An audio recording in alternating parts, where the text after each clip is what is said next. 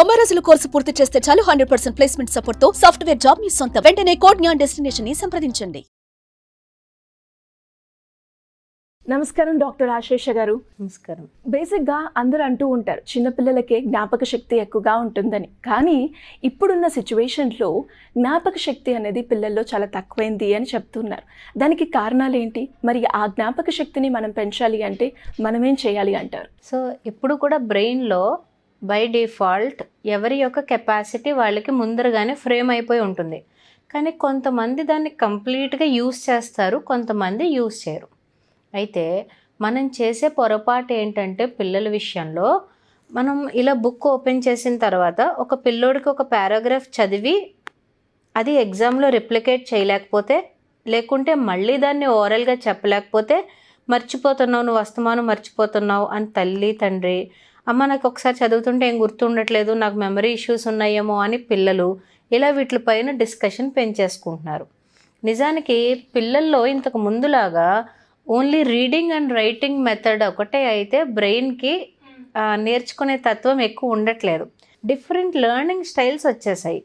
So ఒక్కొక్కరికి ఒక్కొక్క learning style ఉంటుంది. అలా చేయడం వల్ల వాళ్ళకి బాగా గుర్తుంటుంది. లెర్నింగ్ అంటే ఏంటి? మనం నేర్చుకున్నది మన మెమరీలో స్టోర్ కూడా చేసుకోవాలి. అవును. లేకపోతే మనకు కావాల్సినప్పుడు దాన్ని మనం రీకాల్ చేసుకోలేం, రిట్రీవ్ చేసుకోలేం, రిహార్సల్ అనేది జరగదు. కాబట్టి అది జరగాలి అంటే మనము మెమరీలో బాగా ఫీడ్ అవ్వాలి అంటే బెస్ట్ టెక్నిక్ ఏంటి అంటే పిల్లలందరికీ మల్టీ సెన్సరీ అప్రోచ్ వాడాలి. ఓకే, అంటే మల్టీ సెన్సరీ అంటే ఏంటంటే కొంతమంది పిల్లలకు చూడండి, ఏదైనా ఒక కాన్సెప్ట్ని గ్రాఫికల్ ఆర్ విజువల్ రూపంలో నేర్పిస్తే వాళ్ళకి బాగా గుర్తుంటుంది. అవును, వాళ్ళు ఇంకా అది ఎప్పుడు మర్చిపోరు. ఫర్ ఎగ్జాంపుల్ మీరు చూడండి, రిఫ్లెక్షన్ ఆఫ్ లైట్ అనేది క్లాస్లో చాలా బోరింగ్ సబ్జెక్ట్లో కొంతమంది ఫీల్ అవుతారు. అదే మనము ఒక ప్రిజం లాంటి 3D డైమెన్షనల్ ఆబ్జెక్ట్ని తీసుకుని ఒక యానిమేషన్ ఇలా లైట్ పడడము, అది రిఫ్లెక్ట్ అవ్వడము, ఇన్ని డిగ్రీస్లో పెట్టడము, ఇలా ఒక యానిమేటెడ్ ఫామ్లో వాళ్ళకి చూపిస్తే వాళ్ళ లైఫ్లో ఎప్పుడు మర్చిపోతారు. చాలా ఇంట్రెస్టింగ్గా కూడా ఉంటుంది. అలా మనం కొన్ని సబ్జెక్ట్స్ని విజువల్ ఫార్మాట్స్లోకి కన్వర్ట్ చేయొచ్చు. అందుకే మనం దాన్ని డిజిటల్ లెర్నింగ్ అంటున్నాం. అంటే స్క్రీన్ పై నుంచి మనం విజువల్గా నేర్చుకుంటున్నాం కాబట్టి. మరి కొంతమందికి కళ్ళు ఇలా బాగా పనిచేసి మెమరీకి హెల్ప్ అయితే, కొంతమందికి చెవులు బాగా హెల్ప్ చేస్తాయి. వాళ్ళది ఆడిటరీ లెర్నింగ్ స్టైల్ అయి ఉంటుంది. ఓకే, అయితే చూడండి, వాళ్ళకి అమ్మ నువ్వు ఈ పారాగ్రాఫ్ చదివమ్మా, నువ్వు చదివితే నేను వింటాను, నువ్వు చదివితే నాకు బాగా గుర్తుంటుంది అంటారు. లేకపోతే ఫ్రెండ్స్లో వీళ్ళకి పార్ట్నర్స్ ఉంటారు కదా, నువ్వు పైకి చదివై నేను వింటూ ఉంటాను, నాకు వచ్చేస్తుంది అంటారు.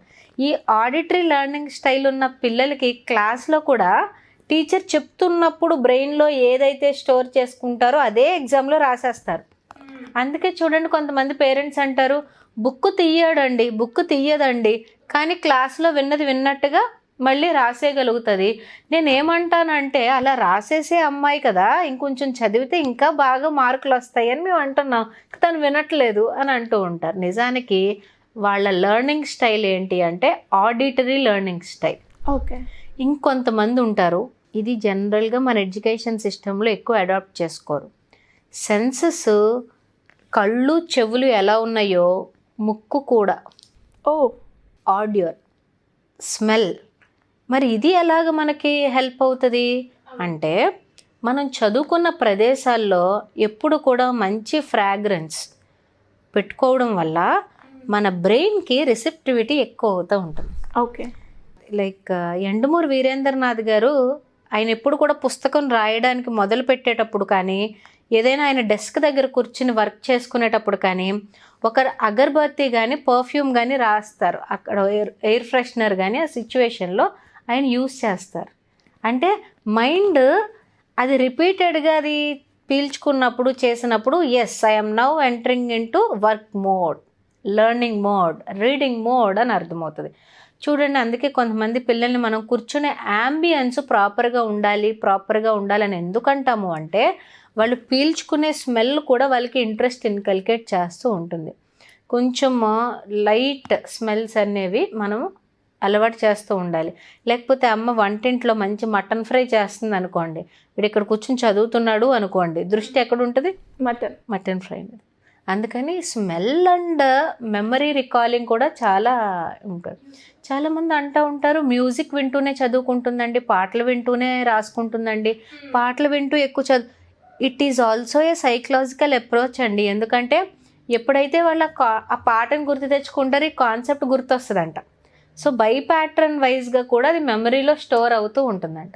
Okay. So multi sensory approach అంటే ఏంటంటే చాలామందికి స్కిన్ పెన్సిల్ ముట్టుకుని చదివి రాస్తే కొంతమందికి గుర్తుంటుంది. This is basic level of first sensory approach. ఇది అవ్వట్లేదు అన్నప్పుడు విజువల్లోకి వెళ్ళాలి. విజువల్ది కూడా వీళ్ళకి అంత ఫోకస్ ఉండట్లేదు, అటెన్షన్ ఉండట్లేదు అనుకుంటూ ఆడిటరీ ట్రై చేయాలి. అంటే ఆ లెసన్ని చదివి వినిపించడం కానీ ఇది చేయాలి.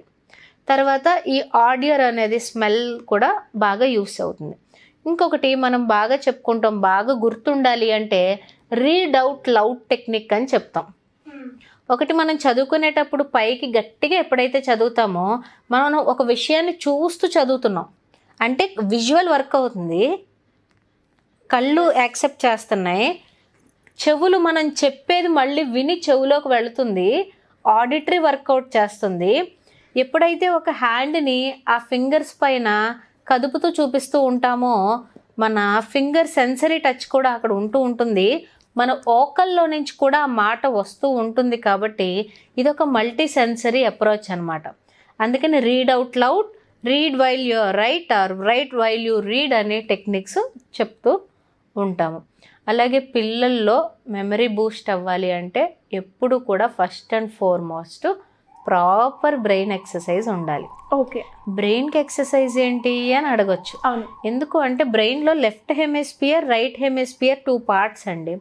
మనకి అందరికీ ఎక్కువ రైట్ హ్యాండ్ రైటింగ్ ఉంటుంది, లెఫ్ట్ బ్రెయిన్ బాగా వర్క్ చేసేస్తూ ఉంటుంది. చాలా తక్కువ మందికే లెఫ్ట్ హ్యాండ్ రైటింగ్ ఉంటుంది, రైట్ ఉంటుంది. కానీ memory, recalling, storing, learning, perception ఇవన్నీ కూడా అటెన్షన్ ఇవన్నీ కూడా ఈ కాగ్నేటివ్ ఎబిలిటీస్ అన్నీ కూడా బ్రెయిన్ ఓవరాల్ డెవలప్మెంట్కి రిలేటెడ్. బ్రెయిన్ ఓవరాల్ డెవలప్మెంట్ ఉండాలి అంటే ప్రాపర్ ఎక్సర్సైజ్ ఉండాలి. సో ఆ ఎక్సర్సైజ్ ఏంటి మేడం? ఈ ఎక్సర్సైజెస్ మనం ఏం చేసినా కూడా మన థింకింగ్ కెపాసిటీ పెరిగేలా చేయాలి. 2, మనం ఎప్పుడు చేసే విధానాన్ని కొంచెం మార్చి చేయడం వల్ల కూడా బ్రెయిన్ ఆలోచిస్తుంది. ఫర్ ఎగ్జాంపుల్ ఎప్పుడు రైట్ హ్యాండ్తో రాస్తున్నాం అనుకోండి, అప్పుడప్పుడు లెఫ్ట్ హ్యాండ్తో రాయడం ట్రై చేసాం అనుకోండి, మనం డిఫాల్ట్ మోడ్ ఆఫ్ థింకింగ్లో నుంచి ఒక డిఫరెంట్ వేలోకి ఎంటర్ అవుతూ ఉంటాం. రోజు వెళ్ళే రూట్లోనే వెళ్తున్నాం అనుకోండి, మైండ్ అది బ్లైండ్ డిఫాల్ట్ థింకింగ్. అది కొత్త రూట్ ట్రై చేసాం అనుకోండి, బ్రెయిన్కి ఇంకొంచెం పదును పెడుతున్నట్టు. రైట్ హ్యాండ్తో బ్రష్ చేస్తున్నాం అనుకోండి, లెఫ్ట్ హ్యాండ్తో బ్రష్ చేయడం మొదలు పెట్టాం అనుకోండి, ఒక బ్రెయిన్కి ఒక పదును పెట్టినట్టు. ఇలాగా పిల్లల్లో బ్రెయిన్ ఎక్సర్సైజ్ ఉండాలి. ఫస్ట్ ఫుడ్ చాలా ఇంపార్టెంట్. జంక్ తినే కొద్దీ బ్రెయిన్ మొద్దుబారిపోతుంది. ఫైబర్, ఫ్రూట్, న్యూట్రియస్ ఫుడ్స్ ఎవరైతే తింటారో అవసరమైతే మల్టీవైటమిన్ కూడా అప్పుడప్పుడు యూస్ చేయొచ్చు. ఇలా చేసి హైడ్రేటెడ్గా బాడీ ఎవరైతే ఉంచుకుంటారో ఈ 3 ప్రాపర్గా జరగాలి. ఫిజికల్ ఎక్సర్సైజ్ కామన్, స్లీప్ మెమరీకి ఇంకా వెరీ క్లోజ్ రీజన్. ఓకే. నిద్ర లేకపోతే ఆటోమేటిక్గా మెమరీ ఇష్యూస్ వచ్చేస్తాయి. చాలామంది యుఎస్ క్లయింట్స్ ఉంటారు నాకు, వాళ్ళు ఏంటంటే అక్కడ ఒకరోజు 4 అవర్స్ పడుకుంటారు, ఒకరోజు 3 అవర్స్ పడుకుంటారు, ఒకరోజు 6 అవర్స్ పడుకుంటారు, వీకెండ్లో 2 డేస్ పడుకుని పోతారు. How disturbing that sleep cycle is. అప్పుడు అసలు బ్రెయిన్ కొన్నాళ్ళకి అది అసలు హెల్త్ అనేది బ్రెయిన్ హెల్త్ అనేది ప్రాపర్గా మెయింటైన్ అవుతుందా? Very damaging. And memory Boost అవ్వాలి అంటే ఫస్ట్ స్లీప్ ప్యాటర్న్ ప్రాపర్గా ఉండాలి. 11కి పడుకుంటావా, 6కి లెగుస్తావా, రోజు అలాగేనే చెయ్యి. పోనీ 10కి పడుకుంటావా, 7కి లెగుస్తావా, రోజు అలానే చెయ్యి. అంతేకాని ఈరోజు వర్క్ ఉందని చెప్పి ఈరోజు 6 గంటలు పడుకుని రేపు ఇంకా ఎక్కువ వర్క్ ఉందని చెప్పి రేపు 4 గంటలు పడుకుని ఈ 2 టైమింగ్స్ కవర్ చేయాలని చెప్పి సాటర్డే నైట్ 12 గంటలు పడుకోవడం వల్ల ఇట్ డ్యామేజెస్ బ్రెయిన్ హెల్త్ అనమాట.